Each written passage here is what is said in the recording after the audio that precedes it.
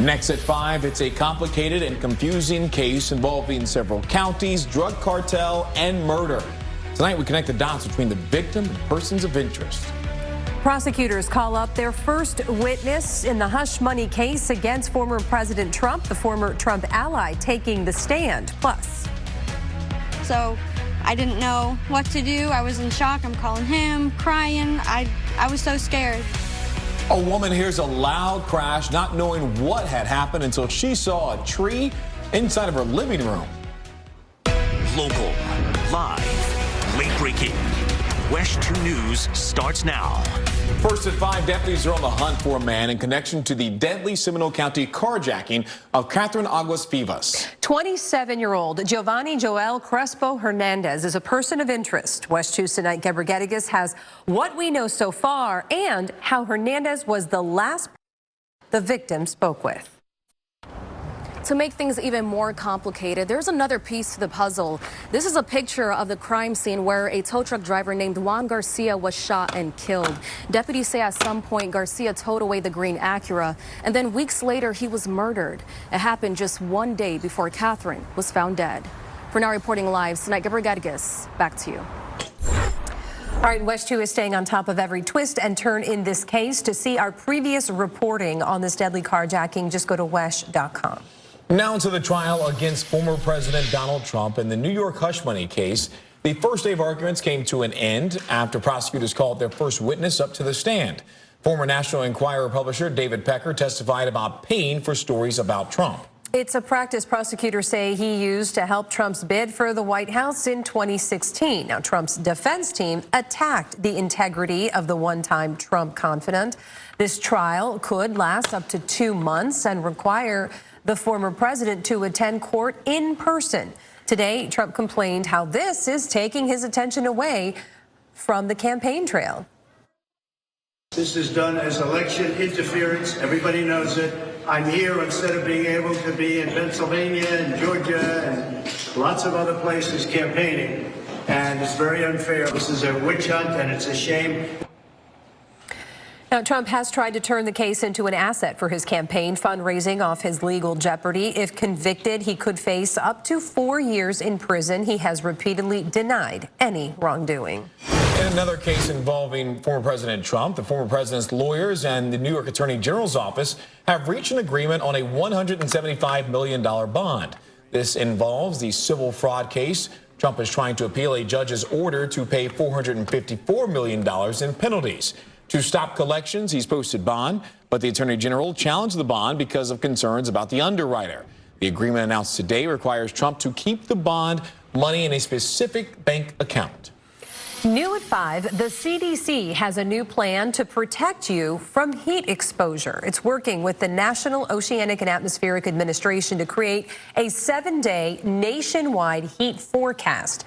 It will warn you when temperatures could reach harmful levels. This comes after record heat caused record high rates of heat-related emergencies last year.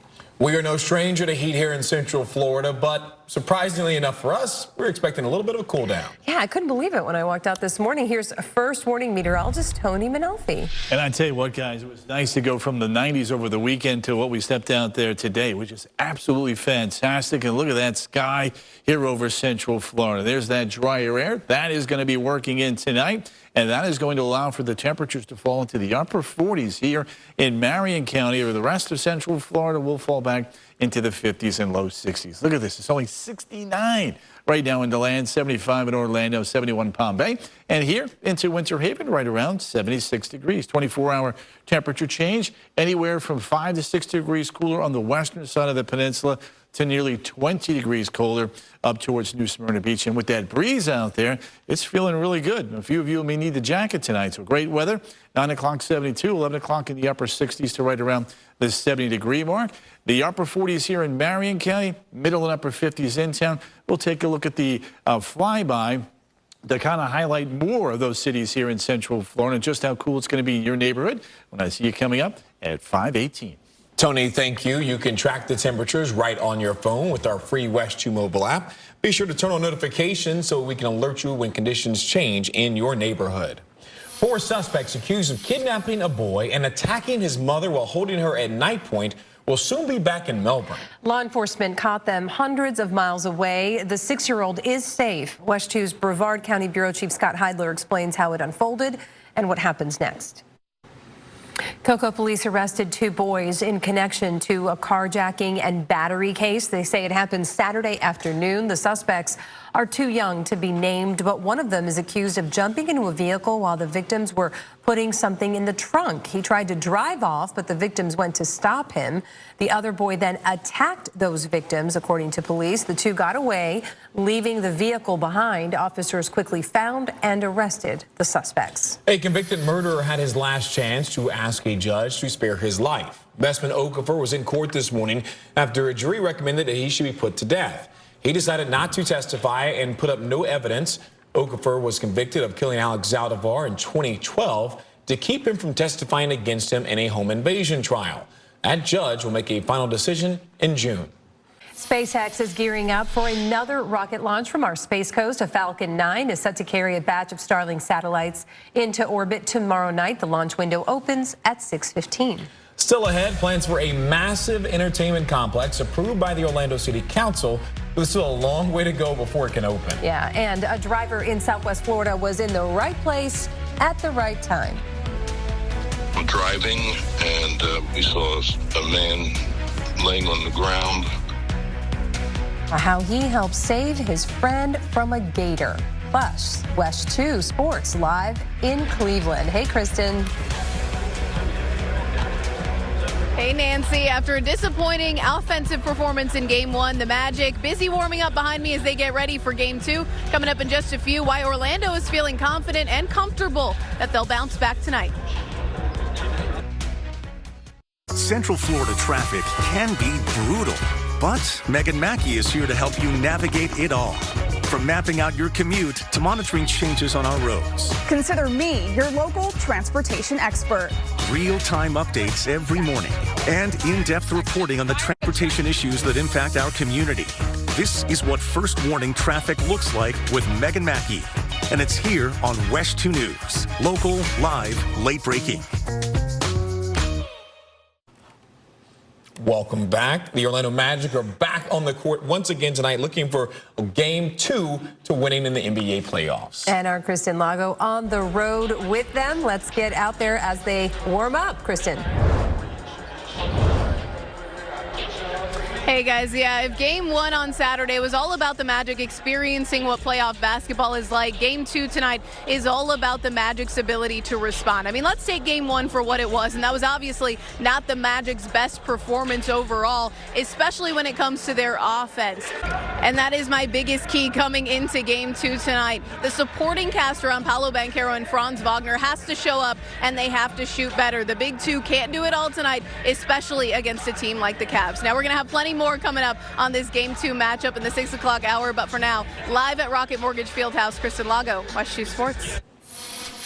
All right, a major development in downtown Orlando is one step closer to becoming a reality. This afternoon, Orlando City Council passed a measure that plans to develop 8 acres on the north side of the Kia Center. This will transform that area into a $500 million sports and entertainment complex. Work on the complex is expected to be complete by early 2027. WESH 2's Greg Fox is at today's City Council meeting. He's going to have a full report coming up on WESH 2 News at 6. All right, a man down in Collier County is recovering from a gator attack, and tonight we're hearing from the neighbor who came to his rescue. So this happened on Friday. The man was walking his dogs when, get this, an 11-foot gator bit his leg. Walter Rutter is a friend and neighbor of the victim, and he says he saw the attack while he was driving by in his car. I'm driving, and we saw a man laying on the ground, waving his arm. We pulled over, and I got out of the car and saw that an alligator had him by the leg. It's wild. So, as you can see, they took that gator away. Gator mating season is just getting started, so you may see more gators out there than usual. Wildlife officials say keep your distance, of course, and keep your pets on a leash because they can often resemble prey for those gators. Hurricane season also just a little more than a month away. Volusia County wants to make sure that you are prepared. They're holding a 2024 Hurricane Expo on May 4th in DeLand. More than 50 vendors will be there to answer any questions that you may have about keeping you and your family safe. They have hurricane preparedness resources and, of course, some demonstrations. All right, Gators and hurricanes. There you go. It's a very Florida day right here on the East Coast. We'll be at that event. The meteorologist here will be in Lake County the same day. We got a busy schedule. Osceola County coming on up. So, yeah, we're gearing up 40 days out. Can you believe it? This is it. Now's the time, right, for everybody to get ready. We didn't know it, though, being outside today, guys. No, it was cool. You don't see that for hurricanes. And 40s tomorrow morning. Let me take you back outside right now. Not a beach day, but, you know, it's looking pretty good out there. Over towards Port Canaveral, where that camera's up at Rusty's Grill there, right on the port there. And you can see the wind is blowing the Atlantic waters there this afternoon. There's that big dome of high pressure that's going to build in across the mid-Atlantic and the deep south tonight. And that is going to allow for this drier and this cooler air to settle on in. The thunderstorms today are down across South Florida. Look at the temperatures now here in DeLand. Back towards Daytona Beach, running in the upper 60s. Perfect. You got the windows open, or your dog is running inside and outside like mine was today. Just loving the breeze and the cooler temperatures. Claremont back towards Wildwood, running in the mid-70s. And look at these dew points. How about that? Mid-40s already in the Villages, 55 here in town, middle 50s back towards the coast. So let's play this one out now. Reddick tomorrow morning, 47. Lynn coming in at 49. Leesburg, you're at 55. Umatilla, 53. Bushnell, 52. We head south. Not bad here. The Four Corners, middle upper 50s. Back towards Viera, you're at 61. Over towards Satellite Beach, 66. And Titusville, right at 62 degrees. DeLand, 55. Windermere, 58. Zellwood, you're at about 56 degrees. Palm Coast, 57. Over towards Daytona Beach, right around the 60-degree mark. Back towards Ocala here. Look at Wednesday and Thursday morning. Still in the low to the mid-50s. Great stretch of morning. Cool temperatures headed your way.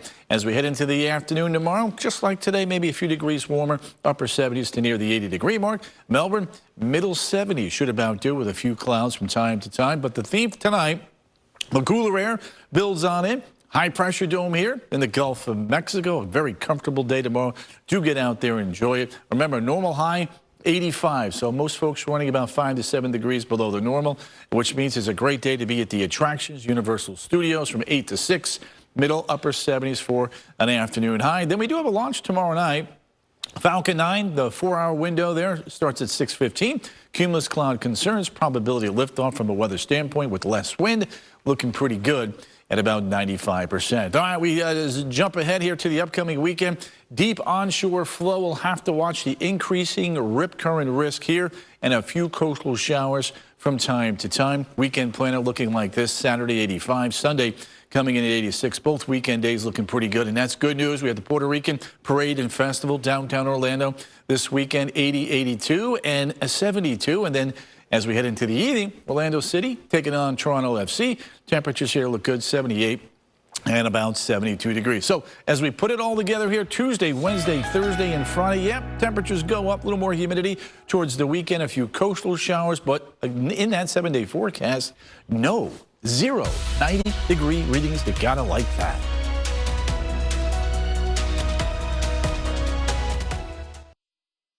First Warning Weather on WESH 2 is sponsored by Florida Blue. More news coming up at 5:30, including a disturbing case out of South Florida. Yeah, a man in Florida City drove to a police station with his dead girlfriend in his car. The charges he's now facing. Plus, addressing air safety, I'm Kaylin Ord in Washington with what the FAA is doing to prevent accidents amid close calls on the runway. And a rude awakening for an Orange County couple. The massive damage caused after a tree fell into an apartment.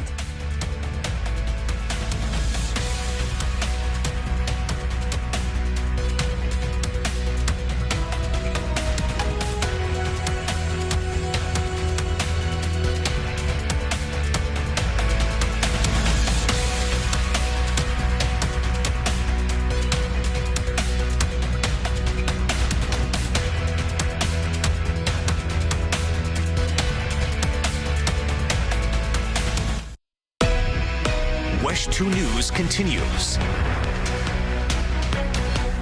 Orange City apartment early this morning. forcing the couple that was living there to move to a different unit. WESH 2's Dave McDaniel looks at what happened, the serious damage, and the scary moment when it went down. All right now, more than 15,000 people in Florida are homeless. More than 2,300 live here in Central Florida. Today, advocates for the homeless rallied outside the federal courthouse in downtown Orlando. They are against a set of laws that they claim restrict the movements of the homeless population. These cities, these counties can either play whack-a-mole with law enforcement, or they can play the blame game through the court system, or we can build more shelter and more apartments, and we can build them right now. Under a new Florida law, people found sleeping on public property would be redirected to shelters monitored by law enforcement agencies. Those shelters will have substance abuse and mental health services, and if shelters are at capacity, temporary campsites with clean restrooms and running water would be allowed. The Supreme Court will hear a case that may impact this new set of laws and set a new precedent on fining people for sleeping outside. Justices will have to decide if cities can fine or jail homeless people for camping in public. If there is no shelter available, it was brought by unsheltered people in Oregon. Opening statements and the first witness to ever testify against a former president in a criminal trial. Those are just some of the highlights today in court in former President Donald Trump's hush money payments trial. WESH 2's Christopher Salas is in our Washington bureau going over those opening remarks. Air traffic controllers will now be required to take more time off between shifts. The FAA announced the rules after an expert panel looked at ways to address fatigue in the system. And it comes after two near misses at major airports in the Northeast in the last few days. WESH 2's Kayla Norwood is in Washington with what the new rules will do. The FAA is investigating the recent close calls at Reagan National Airport as well as one at JFK Airport last week. Buying a Tesla is getting more affordable. The automaker has cut prices on 3 models. The Model Y, Model X, and S will now sell for $2,000 less. This comes shortly after Tesla reported a slump in recent sales. Central Florida-based Tex-Mex company Tijuana Flats announced it has filed for bankruptcy. The restaurant chain also announced it's closing 11 locations. It did not say which locations are being closed, but it blames financial performance, cost, and market conditions for those closures. A new ownership group, Flatheads, has acquired the brand. The company first began in Winter Park back in 1995. One athlete whose dream is to compete in the Olympics for artistic swimming could finally get his shot. I'm training for the Olympic Games. That's something that no one can ever take back. The small change in the rules that lets him try to join Team USA. And do you know someone with a history of doing good in Central Florida? WESH 2 wants to know about them. Nominate those with a track record of giving back for a WESH 2 Community Champion Spotlight. Email us details about your nominee to communitychampion@wesh.com. They could be featured right here on WESH 2 on Thursdays and Sundays. And Nancy, some of us had a little bit of rain last night, but in Orlando, it's been a dry stretch of weather. In fact, our deficit's beginning to increase. A lot of folks are wondering when we'll get into those daily afternoon thunderstorm pattern, the wet season. We're going to talk more about that and the work week forecast all straight ahead.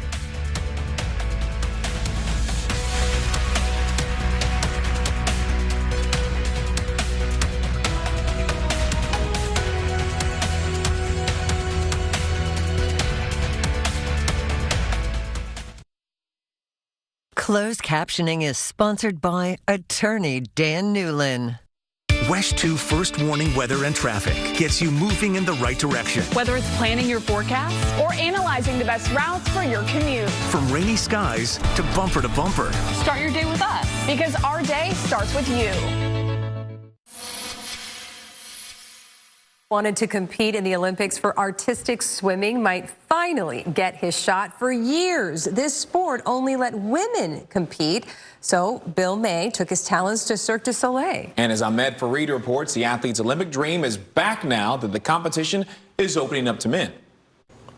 Don't forget, WESH 2 is your home for all Olympic coverage. You can watch all of the action for this year's Summer Games in Paris. Opening ceremonies are set for July 26th. All right, Tony Manalfi here with us now, getting a check of that forecast because I don't know, it's like a surprise cold front. I mean, not a surprise. You guys, forecasted it. This is a treat, I mean, this late this season. This is the last one. At least in the 40s and 50s, that's for sure. Hey, let me take you guys back outside right now. Hope you're having a great Monday, everybody. It is gorgeous out there. The clouds hung tough across a good chunk of central Florida for a good part of the day today. Upper 60s, low 70s down along the coast, back through the interior. We're running in the mid-70s. 12-hour forecast here from 7P to 7A. Not bad. Upper 50s here in town. In fact, let's take a look at Orange County. Christmas here at 59. Zellwood's coming in at 56. Disney right around 58. Up into Seminole County. How about it? Lake Mary 57. Chuliota 57. Astor coming in at 54. Daytona Beach right around 60. Then as we shoot north and west, here's the cooler air. Yep, you got it. Upper 40s here through a good chunk of Marion County. 52 the Villages, 52 Bushnell. Claremont coming in at about 55 degrees. St. Cloud 57 back towards the coast. Really not bad. 61 Vieira and 63 back towards Melbourne. Cool mornings ahead for Orlando. 58. And then 61 on Thursday. Not bad. Nowhere near those record lows, but certainly a nice flare considering it could be a whole lot warmer like it was over the last week. Temperatures tomorrow here at Daytona Beach. Not the most ideal days of being in the water with air temperatures in the low 70s. You take a look at the setup here for tomorrow.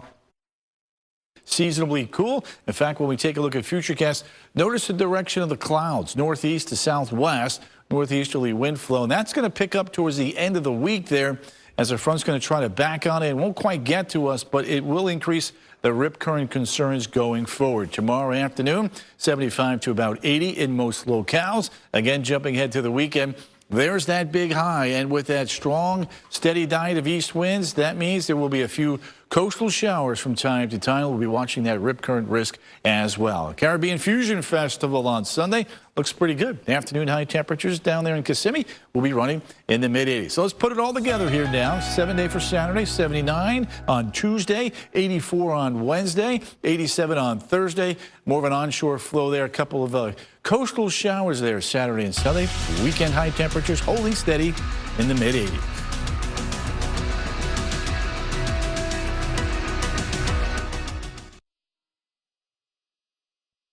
First Warning Weather on WESH 2 is sponsored by T-Mobile. New at 5, an 18-year-old from Massachusetts has his eyes set on an ambitious goal to be the youngest person to fly solo and touch down on all 7 continents. Pretty cool. His dream is fueled by an even bigger heart. He wants to raise $1 million for St. Jude Children's Hospital for cancer research. The teen made his first attempt at a solo flight around the world 6 months ago, but engine failure got in the way. At the end of the day, it's okay to be delusional, it's okay to set big goals, and it's okay to dream big.